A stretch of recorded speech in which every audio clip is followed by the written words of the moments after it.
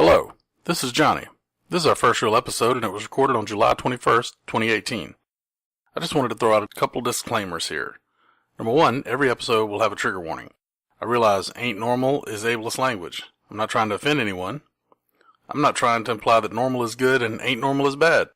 I chose this title, and I chose it because some experiences had by myself and my guests aren't common to everyone. That's why I have a show.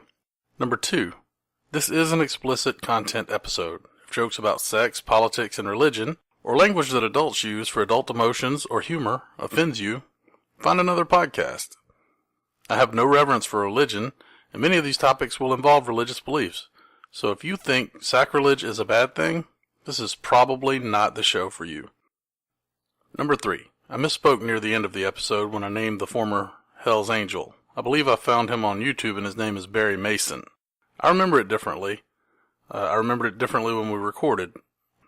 I remembered him having the same name as a popular professional wrestler at the time, Barry Windham, but it turns out that wasn't correct. Finally, I want to thank Analog Harp for letting us use their music for the intro and the outro. Enjoy the show. This podcast was brought to you by Borzilla Entertainment, LLC. Borzilla, roar. Borzilla, roar.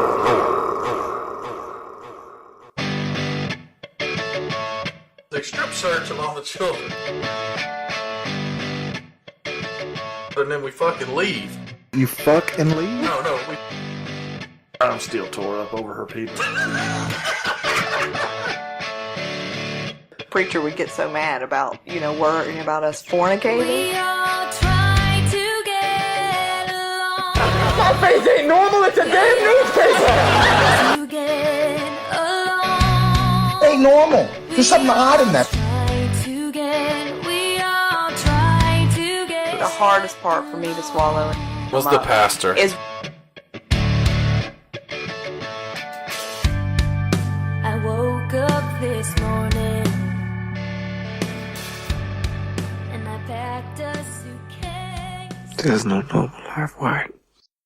It's just life. Get on with it. Okay, welcome to Ain't Normal Podcast. That ain't normal. That ain't normal. With me today, I've got Christie. hey.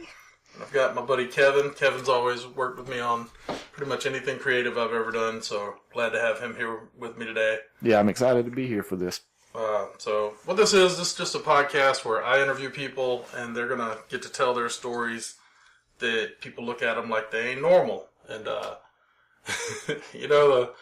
I want to put a disclaimer out. I want to do this every episode that I don't mean to intend to say that normal is good or ain't normal is bad or anything like that, although in some cases when I'm telling my stories, ain't normal is definitely going to be bad.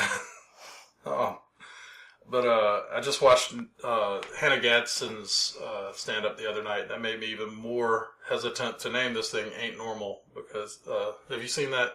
Yeah, I watched some of it. Oh, after goodness. I heard the warning about, the trigger warnings. My goodness, that was so... Have you seen that? No, I hadn't seen that It's yet. on Netflix. I suggest everybody watch that. Especially if you like stand-up. People are saying it's going to kill stand-up. It's going to change stand-up. I look at it like three And mics. who was it? Hannah I Gadsden. did. I saw it. Oh, you saw I it? saw Okay. it. It was amazing. Yeah, it was wonderful. It was definitely a different twist on stand-up. I think of it kind of like three mics. Like, it's going to be her thing, and other people are going to go back to dick jokes. And So now's another time. Some of these episodes are going to be probably clean, and the rest are going to be explicit. I'll try to give you a heads up early on that, like, hey, this is going to have a lot of profanity in it, or hey, my buddy's going to be on the podcast and he wants his family to be able to listen to it. So so maybe we'll take the explicit label off for an episode. But this one's definitely going to have a lot. I was about to say, you invited me. It might get explicit. Yep, absolutely. So the first thing I want to come up with is we'll intro our guest. Kevin, if you want to introduce yourself. Hi, I'm Kevin. And then we got Christie today. Hey, I'm Christie, and I have a new last name. It's Polova, and I felt like the need to say it because I haven't learned how to pronounce my own last name yet. So, Polova. So, are you going to get indicted anytime soon? Is that a Russian name? It's actually Slovakian. Oh, okay. Yes, very close though. Slav. They're not under Russian rule anymore right now. It's actually our turn here in America. Awesome. Yeah. Awesome. So, okay, well, this next segment is going to be called Pimp Your Shit. Of course, we're starting a new podcast, so I'm going to say my shit is going to be the Ain't Normal Podcast. You can find me on Twitter at NormalAin't with no apostrophe in it. Otherwise, we've got an Ain't Normal Podcast, Facebook. More stuff to come soon. I'm going to start a Patreon. I'll probably add some an intro and an outro with that later. But yeah, find us. We are the Ain't Normal Podcast, and give us a 5-star rating on however you listen to us. Do y'all have anything? Yeah, I have something. I don't use it that much yet, but maybe if somebody hits me up, Timeless Depictions. That's my website out there. I want to take some casual pictures of people, kind of put a different spin on photography, but just kind of getting out there, getting my feet wet, that kind of stuff. So check it out. Awesome. We'll check it out. So today we're going to talk about private Christian daycares, and we're going to talk about one in particular, maybe a couple in particular, that Christie and I grew up in, and I brought Kevin in to laugh at us for these stories. So I'm going to give you a little background. There's a lot of states where private Christian daycares are a way of getting around, like vaccinating your kids or, making sure that you follow all the rules and everything. As far as I know, South Carolina is not one of those states. So I think, like, if you go to one of those daycares, they still have, like, DHEC or DSS or whoever drop by and make sure everybody's doing the right stuff. But we're going to talk about growing up in the 80s in these places. So, a little background. I started out in one. Do you remember the one that was on Charleston Highway? Oh, yeah, the one? Yeah. Sorry, I don't know. I name. think I visited I'm gonna that bleep one that. once or something, but I never had to go. After 3rd grade, I went to that one for a summer. Met some cool people. But even that one was kind of crazy because I'm going to talk about some crazy stuff, like just the weird nature of adult-kid relationships. And it's nothing like, I'm not going Catholic church here or anything. But like, I remember that place me and my cousin went. And, like, sometimes they would just leave us alone. I was 8, and we'd be in the room with all the 2-year-olds for some reason. Or, like, we decided we didn't like any of the other kids or the teachers, so we just go hang in the cafeteria with the lunch lady, like, all day. There was a lady there that was, like, she wouldn't let you go outside if it was 80 degrees because it was too cold, but 85 was too hot. It was just a miserable summer. And it was also right about the time of, do you remember serial killer Larry Jean Bell? Oh, yeah. This was that summer. No, I don't remember this. Larry Jean Bell was a famous serial killer from South Carolina. He killed... Well, he couldn't have been too famous. I don't remember this at all. You'll have to look him up. As much as you like slasher films and serial killer stuff, he killed, I think, a couple of young girls, like adolescent age. And then the third one they got... Well, that ain't normal. Yeah, that ain't normal. So, like, then there was like a car dealership or something across the street from this church we were at. And people were like, I heard Larry Jean Bell's over there. Well, they caught him somewhere not far from, they're somewhere in the Midlands of South Carolina. So it wasn't, like, out of the possibilities. Everybody's like, Larry Jean Bell's going to get you. I'm like, I don't know. I've got a penis. He's not after me. But I remember they were supposed to execute him in 85 or 86, and like I think he died in the early 2000s or something. I don't know. I'll have to look that up. Don't quote me on accuracy on the Larry Jean Bell thing. But that was the weird thing.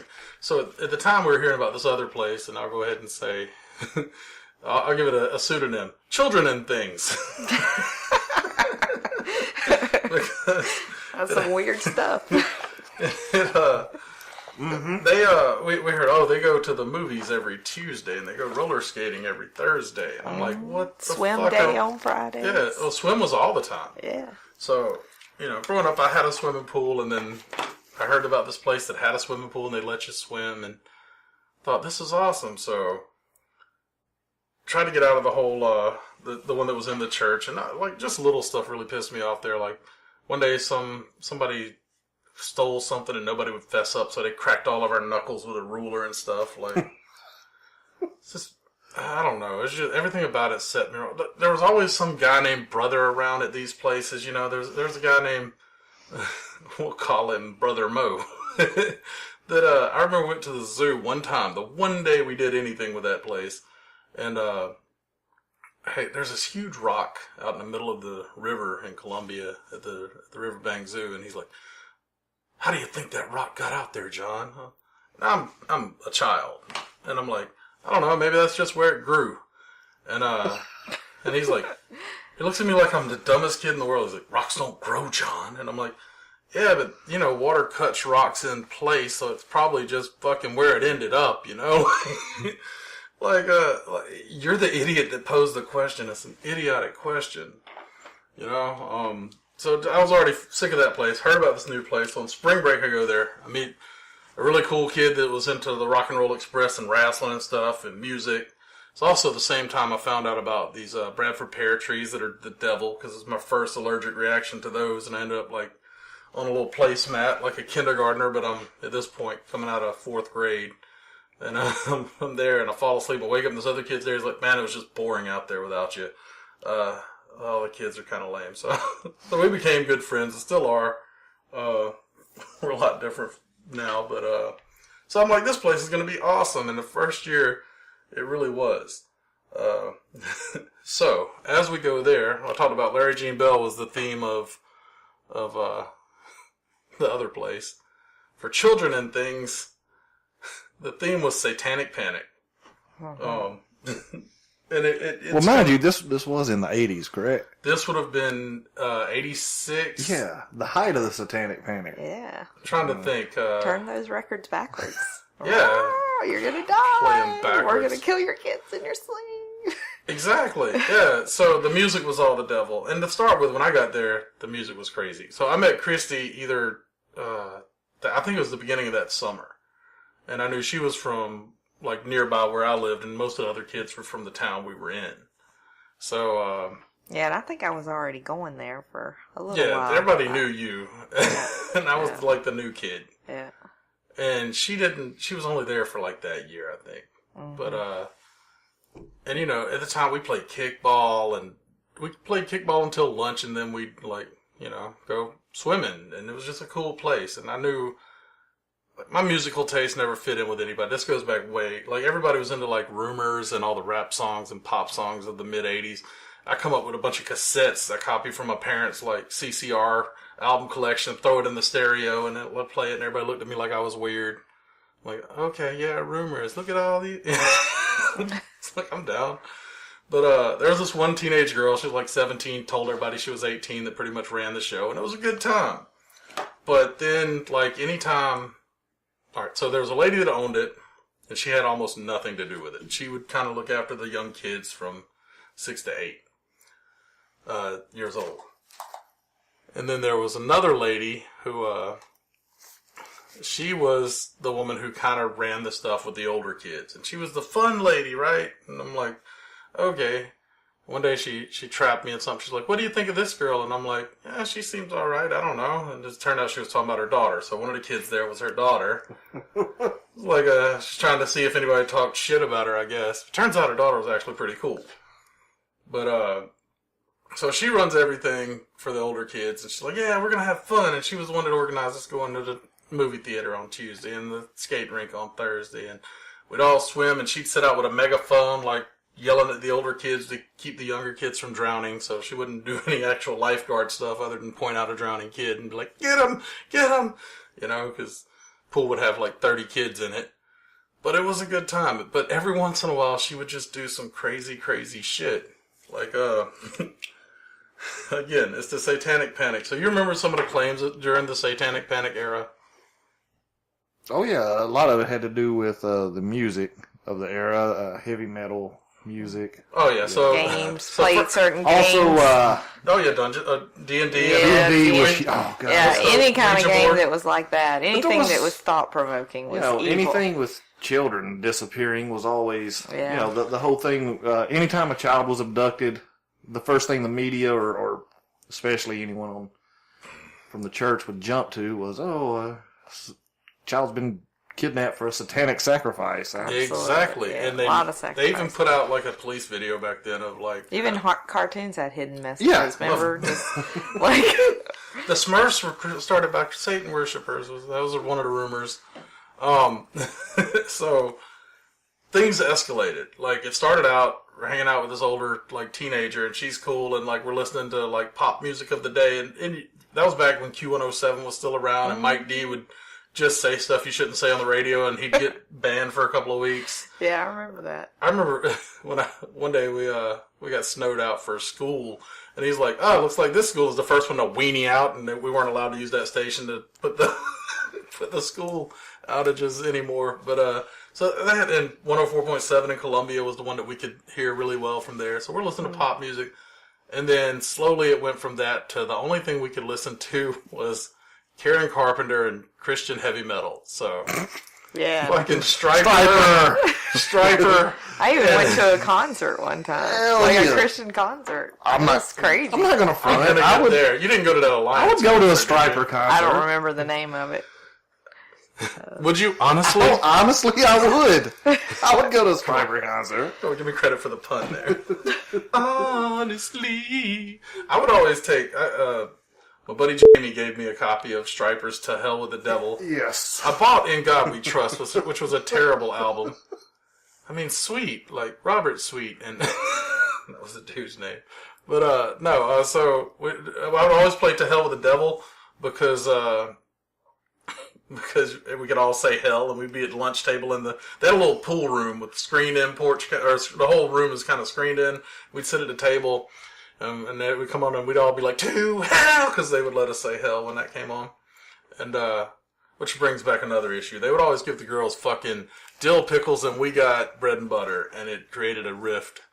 So, all right. So this place would do that. And then at the end of the summer every year, aside from the normal stuff, we would go to Showbiz Pizza and have a camp out at the pool house. I don't know whose idea this was. They're worried about like the kids like going crazy with the music and everything, but yet they let everybody camp outside with no real supervision by the swimming pool. So during this, again, Satanic Panic, we're listening to Striper and Karen Carpenter for some reason, because I guess weren't they like Mormon or something? I don't know what Karen Carpenter was. I but didn't even know what a Mormon was back then. There was, But it was one real religion. You don't forget that, Johnny.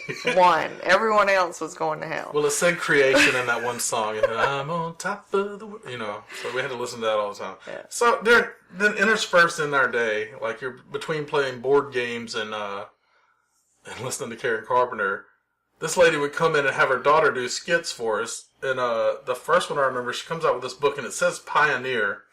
And I remember it because I was trying to figure out like if that was involved in the word that I was going to hear next. And the lady starts talking about, so it's like the skit where she walks in on her daughter puts this book about pioneers up, and she's like, "You know what she was looking at?" And some little kid's like, "Pornography." I'm like, "What the fuck is a pornography?" Again, I'm I not. have research to do. Yeah, I know now. I'm still researching it. It'll take me till I die. I want to see it all. All of the pornography now. So, like, she tells us, and then she goes on into the story. She's like, "Oh, yes, you can tell this young child is like some after-school special level skit." And she's going on about fornication, which is another word I'd never heard. I'd heard fuck a lot. My cousin had Eddie Murphy's I've never Hilarious seen on a people cassette. that could sexualize everything. Yeah. Everything. They could sexualize it. All of it. It's She very damaging. Yeah, it's so bad. She would.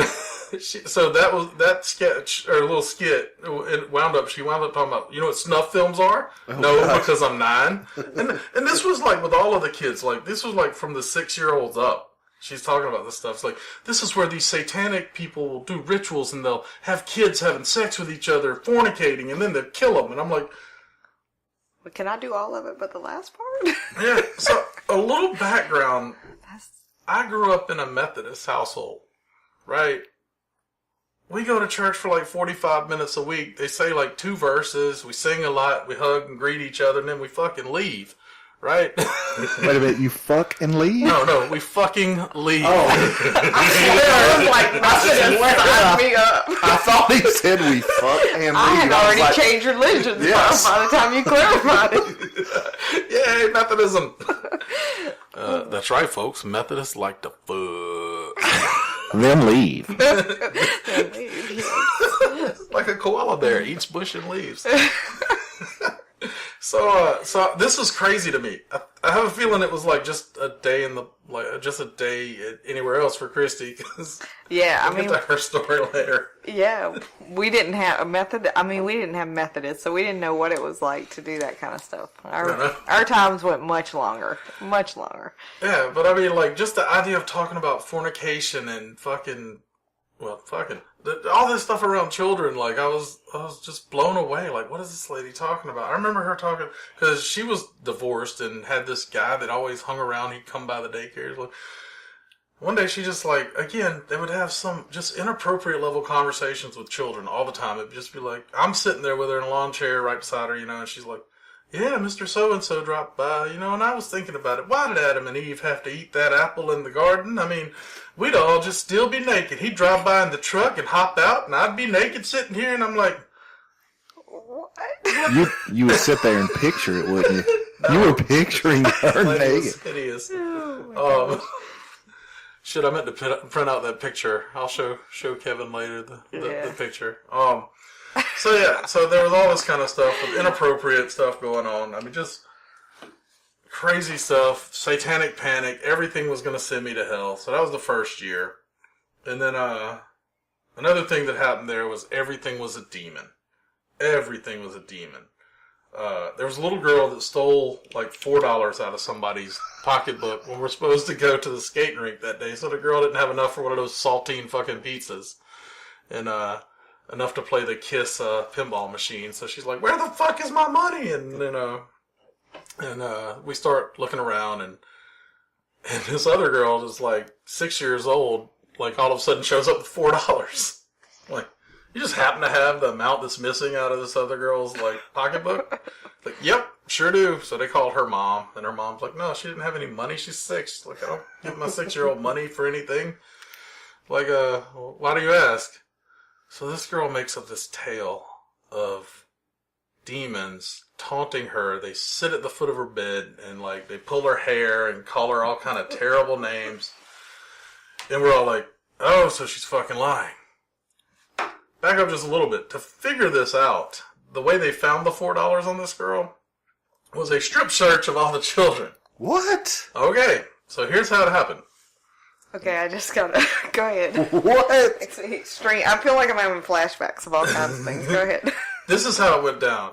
Again, I told you about the 17-year-old that claimed she was 18 that always hung out with the kids and everything. She was the one that mainly took care of it. She's like, her and one of her buddies that sometimes worked at the place sat in the main room where we always played games.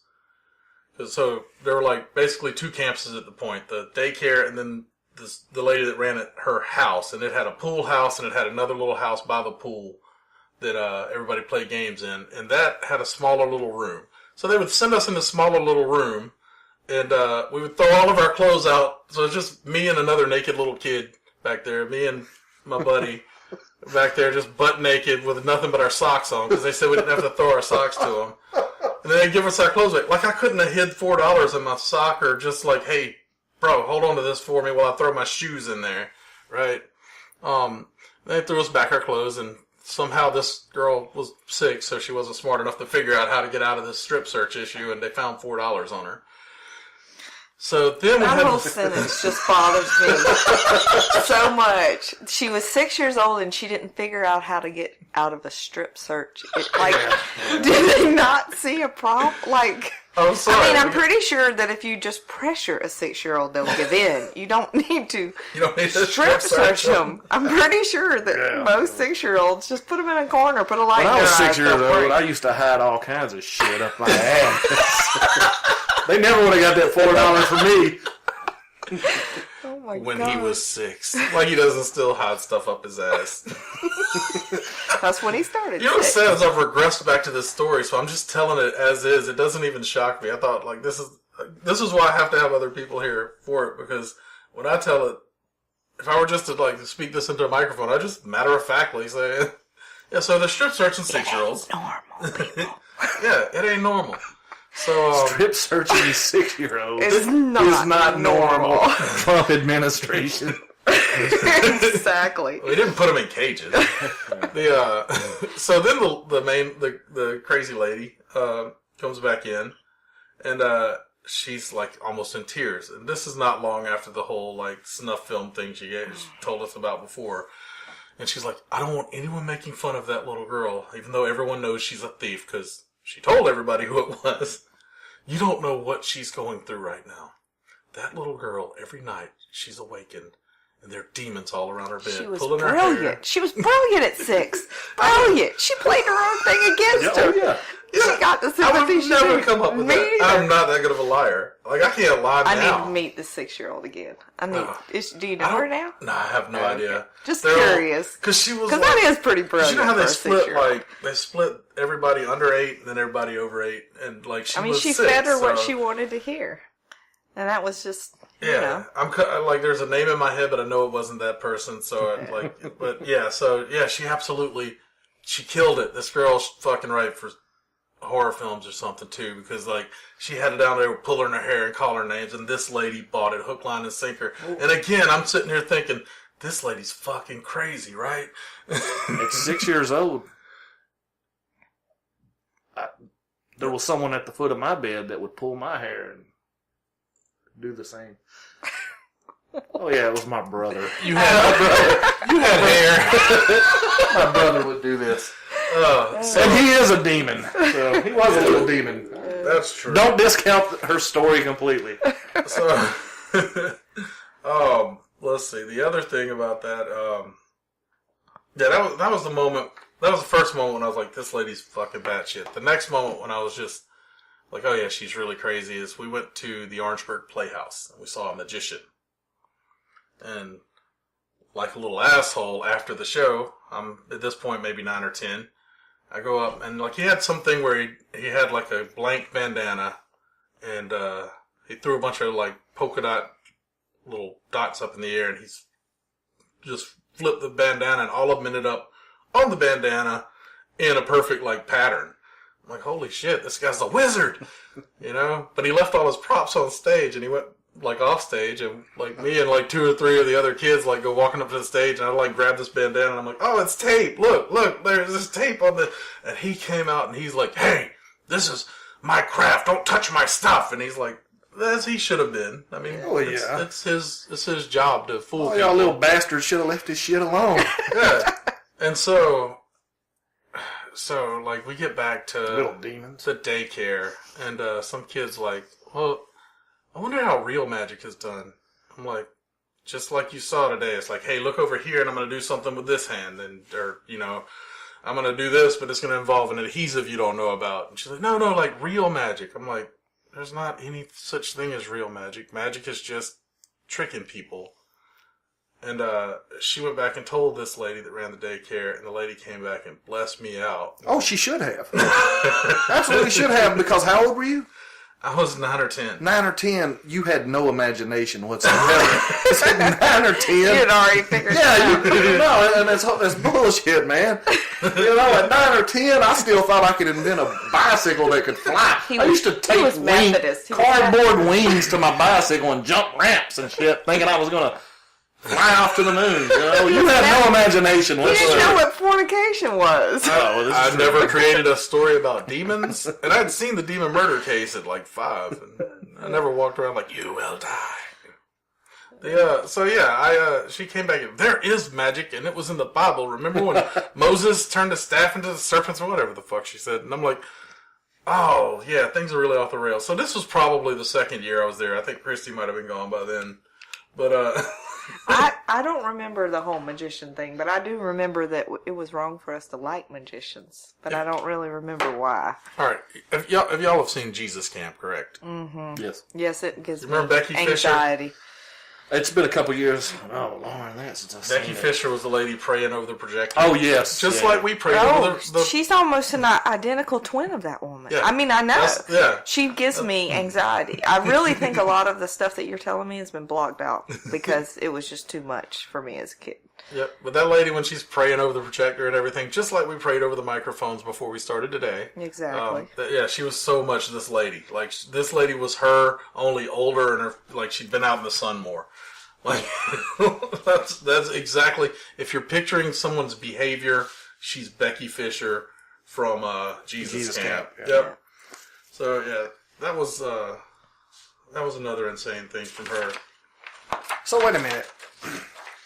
So biblical magic was okay, right? It was but real. but satanic magic. Well, What they believed was satanic. Oh, we had to have another talk, like where she got up in front of everybody. It's like, I know Johnny's been telling me some people that magic isn't real. Like, fuck me again here. It's like but you know, we know that magic is real, right? Because it says so in the Bible. And now, what that magician was doing was not real magic, but it was demonic. Did you see how agitated he got at children? Fuck you. She actually went there. Yeah, she went there. Saying the woman I mean, that it was- strip searched children I for understand. $4. I understand that. That may have been the teenage girl's idea. I have no idea whose idea it was. I just know we got strip searched. My dad would have probably burned the place down if he'd have known about it. But Oh my god! like- Yeah. So did you ever on any of these occasions, like they keep using me as an example? Or did you tell your parents anything, Johnny, or did you like? how was this your is day? Where I'm at. Well, No. they strip searched us today.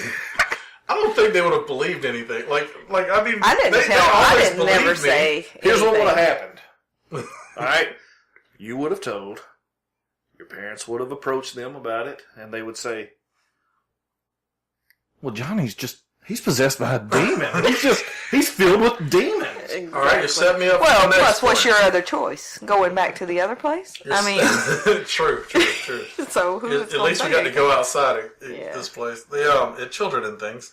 So, all right. So, this brings me to my next point. You're like, hey, he's possessed by a demon.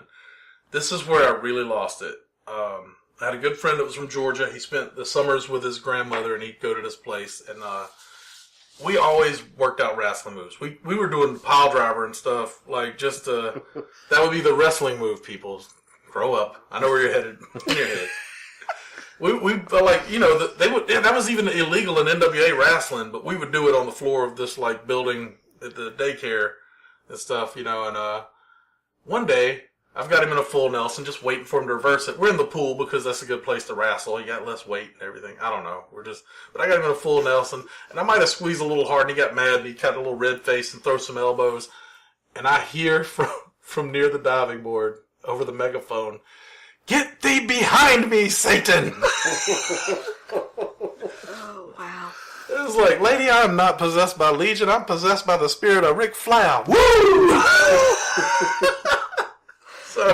So that was like when it was all off the rails. But, so the next year I knew one of my buddies that was older than I was coming back. I knew some of the girls were coming back that were my age. So, 12 years old, I don't need a babysitter. I don't need to be in a daycare. I could be at home, you know. Well, probably I would have been home cleaning the pool or cutting grass, you know. That would have been my chores for the year if I'd have stayed home. But my parents were like, hey, if your friends are there, go ahead. So the last summer, everything really went off the rails. Went there one last year. This is this is where things really got bad. I was just there not to be bored, and I was always bored there. It was a terrible way to go because first thing that happened was one of my buddies, we went to a skating rink on a Thursday, and there's a girl he hated, and somebody told some kid from another daycare or school or something like, hey, he really hates that girl. So the guy started like, hey, you like that girl over there. So he like punched a dude. And the skating rink's like, we're not going to have that. And they banned him for the rest of the summer from the skating rink. And so he wasn't going to the skating rink. He's like, fuck this, I'm bored. So at halftime, he didn't even come to the daycare anymore. He had his little sister and his brother would show up, but he would just stay home. Like, fuck it, I'm not going. I don't even get to do anything fun anymore. Which took a lot of the fun out of it for me because my buddy's not there anymore, you know. And I'm looking around. I'm way too old to be at this place anymore because I'm friends with the new girl that's running the show. You know, like I said, they always had a teenager kind of running the show, and I'm like a peer to this person. I'm not one of the kids she's taking care of. I realized very early on that with her that like I could, as long as the real adults weren't around, I could get away with anything that I wanted to. You know, I said some terrible things to people, didn't get in trouble. I almost choked a kid to death because he slapped me on my kidney. Never got in trouble. Unless the older ladies found out about stuff, I was always pretty cool. So this girl wasn't like, again, it wasn't like the one I was telling you about before that first started there when I was there and took care of the kids. I'm not gonna lie, found her very attractive. Even when I was just a little kid, and she was weird with the kids too. She like kissed me on the lips one day. I'm like, I love this girl.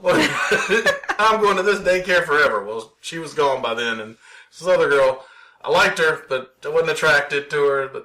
But again, one day I convinced her. She was like, I gotta leave early today. I was like, you're not leaving me with these old ladies. And you know, that one's crazy. She's gonna cast demons out of me and shit. And she's like, I gotta go to Columbia to go shopping. I'm like, can I go? And I had her convinced. Like, she was gonna call. I think she actually called my mom at work and couldn't, like, the boss wouldn't put her through because like she was actually not on a lunch break or anything. And I talked to my mom later. She would have let me go. I was like, this is weird. This is an 18-year-old trying to take a 12-year-old off to the mall. But I don't know. It's just I guess in part it was a different time. But we're kind of friends. And I knew right then I was too old for this place. And also, the end of that year, we didn't go to Showbiz. They started making a reading list every year for you to get to do the big party at the end to begin with. And then they'd always. So you were 12. Yeah. And this upset you that you weren't going to Showbiz. Fuck you, man. Yes. Showbiz with the shit. All right. I also may have been the kid that watched Mr. Rogers and Sesame Street until I was 12. Oh, I totally. Wait a That minute. explains a lot. I'm an only child and I'm kind of weird. Until somebody told me stuff was weird, I didn't realize it. So, Getting excited about Showbiz Pizza at 12 was weird. It's a fucking I wish arcade. I could tell you. It's an arcade with pizza and beer. I'm excited about it now. Bring it back. And you know what? Their Rock of Fire Explosion, their band was so much better than the Chuck E. Cheese band that replaced it. Have you not seen the documentary on the Rock of Fire Explosion? I don't know. Find it. It is so good. Seriously. No, but I'm familiar with Five Nights at Freddy's, so, if you... I'm serious. Find the documentary on the Rock of Fire Explosion. There's this one dude. There's a documentary about the band at Showbiz Pizza. Yes, and there's this dude from Georgia who found all the pieces to the band, set it up in a trailer in his backyard, and he goes there every day. Apparently, and it's a sad story. He's happy. No, of course it's a sad story. This man is obviously filled with demons. This guy is filled with demons. There's some talking animatronics, singing and dancing animatronics. This is demonic. They were very good. I had the album. They did a medley of Born to be Wild, For Your Love, and something else. I don't know. It was... I enjoyed Showbiz. Whatever. So, instead, let me tell you about the treat we got to go to instead. We're going to go to a concert. All right. So, again, I found out I invite my friend who loves concerts. He's done seen AC/DC and fucking White Lion this year or something. So I invite him.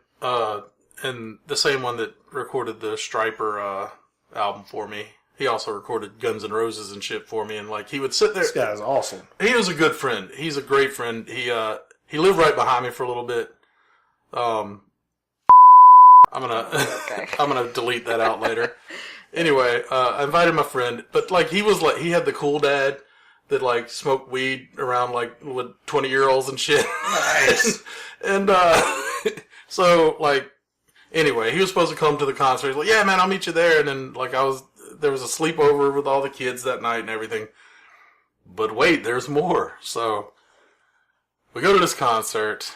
And before the concert, they have this guy named Barry Windham. I remember his name because there was a popular wrestler at the time. Yeah. But it wasn't him. Fixing to get excited. He was a guy who wrote a book called Fallen Angel. He was a former Hell's Angel. And he had all these stories about, don't join the Hell's Angels. They're demonic.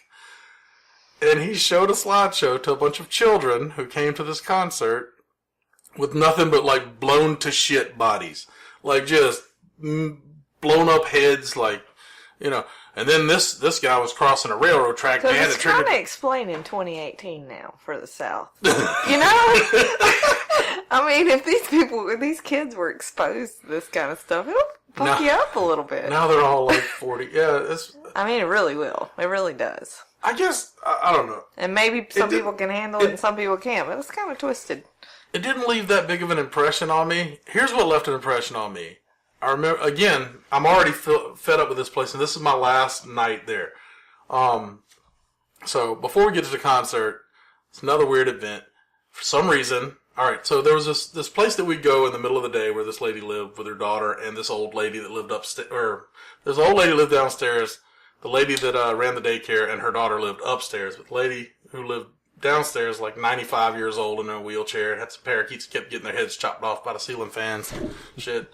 Nicest lady in the world. But she would let us use her house during the middle of the day. And that was another way they separated the boys from the girls. So the first 2 years, we all just played together because we're fucking kids, right? Which is weird because when we're at the actual nursery, they had this weird. You remember the building with all the sand, with the sand floor that was out there? Mm-hmm. I guarantee you, people have fucked in that building because nobody ever watched the kids. Like, what? Huh? What'd you say? I said I gotta go back to that building. I don't remember any like when I first started there. I remember like the adults being around a little bit when we were playing kickball and stuff. But like the last year I was there, I don't remember any adults ever being around, except for like we're at this lady's house in the middle of the day where they'd take the boys there until we all were ready to swim together. We'd start out in the actual daycare, and then like 9 o'clock in the morning we'd load up. The boys would go to this lady's house, and the girls would go to the pool house, and they'd eat separate after they all ate. Then we'd meet up at the pool and we'd swim till like 5, and then everybody's parents would pick them up. How are we doing on time here? We're getting pretty close on time. Maybe I'll tell the rest of this in the bonus of the the terrible concert. And I figure this will be a good place to close on time for right now. Anybody else got anything they want to promote? Say? No, I'm good. Covered. I just need to get more on Methodist, the sand room, and what was the other thing? The sand floor. The sand floor. All right. We're gonna take this into extra innings then. All right, that's all we have. I really hope you enjoyed it. I'd like to thank my guests, Kevin and Christie, again for participating today. If you like the show, make sure to stop by iTunes, Stitcher, or wherever you listen and give us a 5-star review. Follow us at facebook.com/ain'tnormalpodcast and on Twitter at normalain't. No apostrophes for either of those. Be on the lookout for our Patreon, which will be coming soon. That's where you'll get our extra innings material and any other extras we decide are appropriate for our paying customers. Finally, I'd like to thank Analog Heart for allowing us to use their music for our intro, and here they are again to play us out. That'll do it for me this time. I never realized before, but everything that I do is carefully calculated just for you. I shied away from bangs and I've taken off all of my favorite rings, specifically 'cause I know that you're not into those things.